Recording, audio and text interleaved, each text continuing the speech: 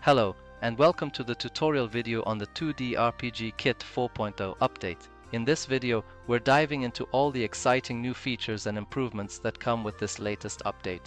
As we explore the release notes together, you'll notice we've tackled several bugs, enhancing the overall stability and performance of the kit. Significant updates include enhancements to the core functionality of the kit. For instance, I have refined the EXP calculation system. It's now more efficient, enabling characters to level up multiple times from a single experience gain if they've accumulated enough EXP. This improvement makes character progression feel more rewarding and seamless. I've also made substantial improvements to the code managing enemy and character placements in battles. This update simplifies the process of animating characters during combat, making your battles more dynamic and visually engaging. Additionally, I've completely overhauled the documentation. The goal was to make it clearer and more comprehensive, ensuring you have all the information you need to make the most out of the 2D RPG kit. Whether you're a new user or an experienced developer, these updates are designed to enhance your game development process and allow for more creative freedom in designing your RPG. Continuing with the deep dive into the 2D RPG Kit 4.0 update, let's explore the improvements directly within Unity, focusing on the feature of switchable tiles. This addition allows for dynamic interaction with game elements such as bridges, enabling players to traverse both under and over these objects with the layer switching appropriately.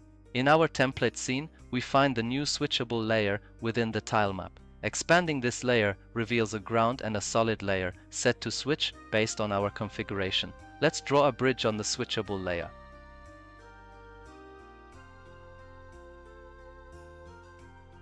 Initially, you'll notice that the player remains beneath the bridge, unable to walk over it.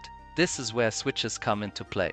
Exploring the switch object, we find a default switch with a box collider and a trigger enter event component. Placing this switch at the bridge's entrance and resizing the collider allows us to set up an event in the trigger enter event component. By dragging the switchable layer into the slot and selecting the layer switcher function to set to background, we initiate the layer switching mechanism. Duplicating this switch for the opposite bridge entrance enables crossing over the bridge.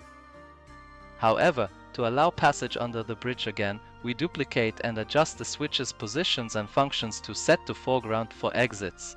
Testing the scene, we achieve a seamless transition atop and beneath the bridge. Yet, walking up from below the bridge or falling off the edges remained issues.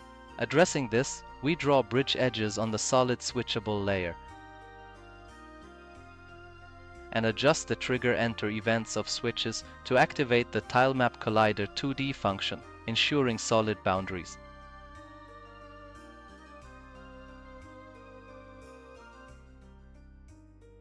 For areas below the bridge, we use ground switchable layer tiles as barriers, preventing incorrect player movement. Final adjustments to the trigger enter events.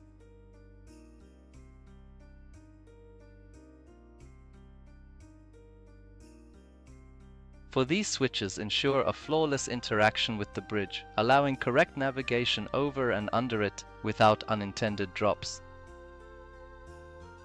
Moving on, let's delve into the battle animations feature of the 2D RPG Kit 4.0 update. To start, navigate to the overworld scene and hit play. To ensure a full party, let's first head over to the game manager and activate the additional party members. This will allow us to see all our characters in action during battles. Once you initiate a battle, you'll observe that each character is fully animated, bringing dynamic action to your combat scenes. To customize these animations, you can find the battle character prefabs located under Prefabs Battle Characters. Diving into one of these character prefabs and selecting the animation tab, you'll be presented with a suite of animations utilized during battles. This includes animations for idle states, attacking and taking damage, ensuring each character's movements are engaging. These battle animations aren't just limited to your party members. Enemies benefit from this feature as well. Inside the enemies folder, you'll find that the same level of animations applies, enhancing the overall look and feel of combat. Another update to the 2D RPG kit is the enhancement of dialogue choice flexibility. This improvement significantly broadens the ways in which you can engage players with interactive dialogues. To showcase this feature, let's use an NPC in the overworld scene as our example.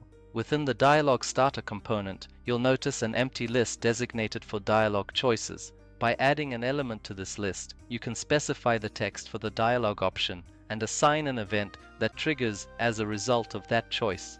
The remarkable aspect of this update is the ability to insert as many dialogue options as necessary simply by adding more elements to the list. For demonstration, let's create 3 dialogue options: yes, no, and maybe. Upon testing the dialogue in play mode, you'll observe that all the specified options are presented to the player. To further explore this functionality, we can add additional options and retest the dialogue. This will give us a good sense of how the dialogue appears with an expanded set of choices. Continuing our exploration of the 2D RPG Kit 4.0 update, let's focus on enhancements made to the game manager.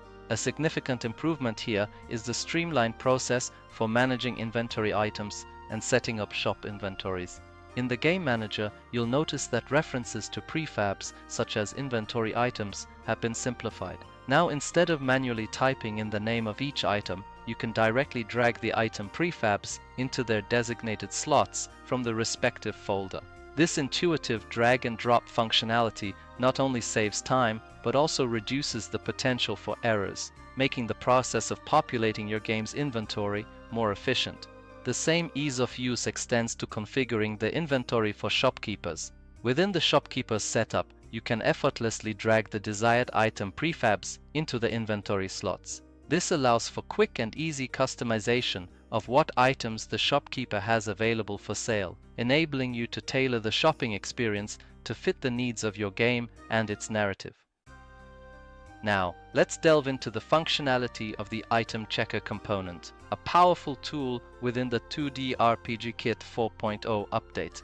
This component is designed to execute specific events based on the presence or absence of certain items in the player's inventory.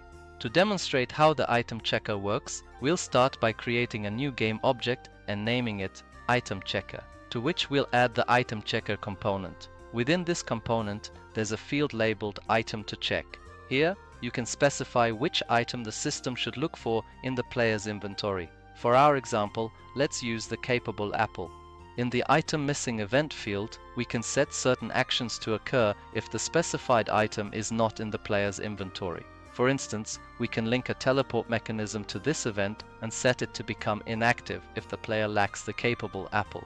Conversely, in the Item Available event, we configure the teleport to activate, thus becoming usable once the item is obtained. Upon hitting play and attempting to use the door without the capable apple in our inventory, we find access is blocked. However, after purchasing the capable apple from a shopkeeper, the Item Checker recognizes its presence in our inventory and activates the teleport, now allowing passage through the door. Moving forward in our exploration of the 2D RPG Kit 4.0 update, let's introduce the MultiQuest Object Activator. This component enhances game interactivity by requiring the completion of multiple quests before triggering a specific event. Implementing this feature is straightforward. The MultiQuest Object Activator comes with a list where you can add as many elements as necessary. Within this list, you specify all the quests that must be completed for the desired event to activate. This functionality allows for complex quest lines and dependencies, adding depth to your game's narrative and player engagement. Finally, let's explore an exciting addition to the 2D RPG Kit 4.0 update, the new Critical Hit attribute. To see this feature in action, head over to the Party Members section within the Game Manager. As you scroll through the options, you'll come across the Critical Attribute setting. This attribute, when adjusted, determines the character's ability to land critical hits during battles, significantly impacting the damage output. For demonstration purposes, let's increase this attribute to 100. This adjustment guarantees that our character will execute critical hits in combat scenarios. Now, when we engage in another battle within the overworld scene and use a normal attack on an enemy, you'll notice the critical hit in action, resulting in substantially more damage than usual. Importantly, this critical hit attribute isn't exclusive to party members. It can also be assigned to enemies through their individual prefabs. This addition allows for a more dynamic and challenging combat experience, as both players and enemies can now inflict and receive increased damage through critical hits. And that wraps up the overview of the 2D RPG Kit Update 4.0 and this tutorial video. If you have any questions or need further clarification on anything I've covered, please don't hesitate to reach out. You can leave a message right here or join our vibrant community over on the official Discord server, where I'm always available to address your inquiries. The link to the Discord server can be found in the video description below. Thank you so much for watching. To stay informed about updates to the kit and to keep up with future projects, please consider subscribing.